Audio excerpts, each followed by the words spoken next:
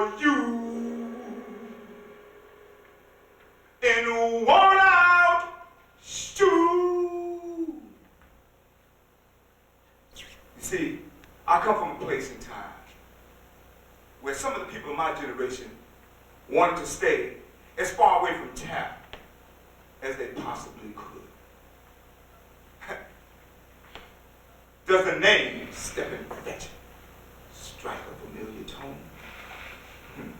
But we want to stay as far away from that as we possibly could. It wasn't until I found myself living a certain lifestyle that I began to realize that tap, like bebop, hard bop, and now hip hop, was a reaction, a serious reaction to a serious situation. If I knew then what I know now, I would have paid much closer attention to some of those whose names you may now know. I overlooked so many things through my years, through my fears, through my tears. Then I started to open my eyes. Yes, this reminds me of my next door neighbor. I knew him as Mr. Record. I later found out that this man was one of the great tap innovators of his time. He was the great Eddie Record, the man who mentored many and was the inventor of a dance known as the sand dance. You can say that Mr. Rector was the man that sort of lifted my antenna, turned that light on me, that made me look a little bit closer at this thing called tap. And when I did, I started to notice all around me people like Chuck Green, Cheney, Lamar, Almont, Charlie, the fruit and vegetable man, Sandman, and many others. You know, and the thing about these cats, besides being connoisseurs, let's say, of the art of street life, they were also master HOOFALOGIES. Yeah, they could burn. These guys was funny, you know, they would always tease one another. They could never quite, you know, come to who was the better dancer. They all thought they were the better dancer, you know. And they would challenge one another sometimes, you know, teasing jokes. They'd say, hey man, you think you can dance? Come on man, bring your ass right out of the back on this ground and I dance your ass right into the ground. You know what I'm saying? You can't, man, I can, come on.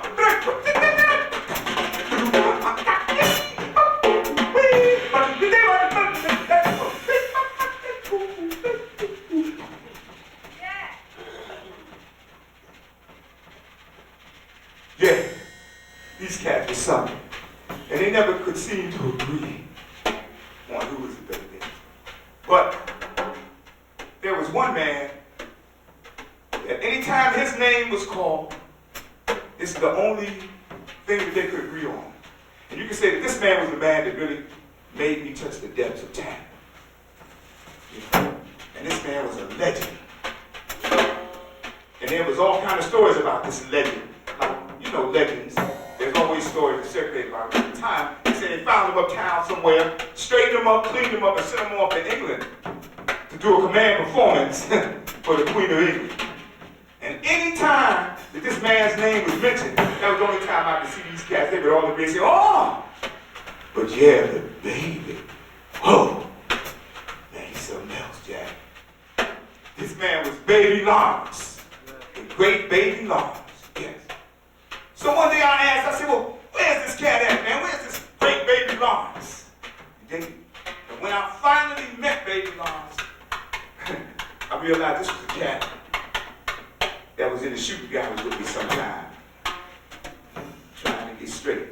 You know, the hour was getting late because we had to wait, because we had to get straight. Yeah, getting straight.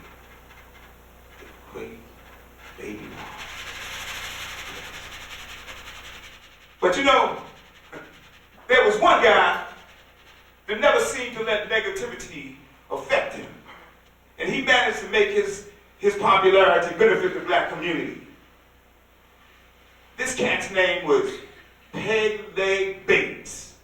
Man, do I remember those social clubs, neighborhood, street organized, bus trips up to Peg Leg Bates Resort. That was always a happening. Because you never know who you was going to see there. You know, there's always something hip happening. Great Peg Leg Bates. Wow. Man, those bus rides.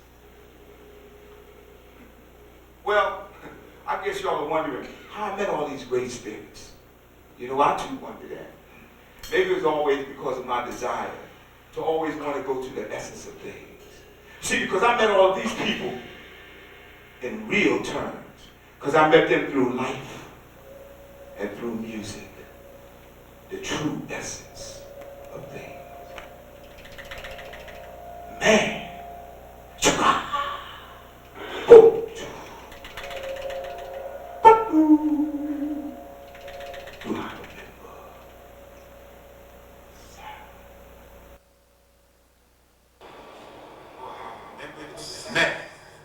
Do I remember the sound and the feel of the music?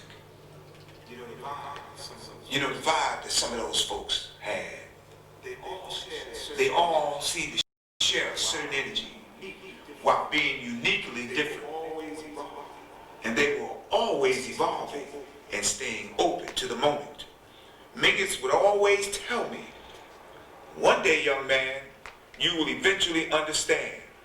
And what I do understand is that mediocrity is all around. The concept of humanity has been played against itself.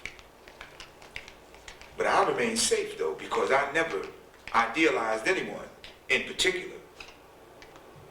And that forced me to remain open to the moment and kept me searching for what was behind the note. You see, certain minds can't survive without that feeling of power. They create divinity, and they create illusionary forms of spirit, like religiosity and clergiosity. But you see, when you go to the purest of music and the moment, certain things will always come up, all related to one another. You see, you can't try to be hip and be difficult, regardless of what the moment calls for. See, you can't impose your ego on the moment. See, we must understand, and we need to be willing to surrender to the moment. And in surrendering to the moment will keep us from becoming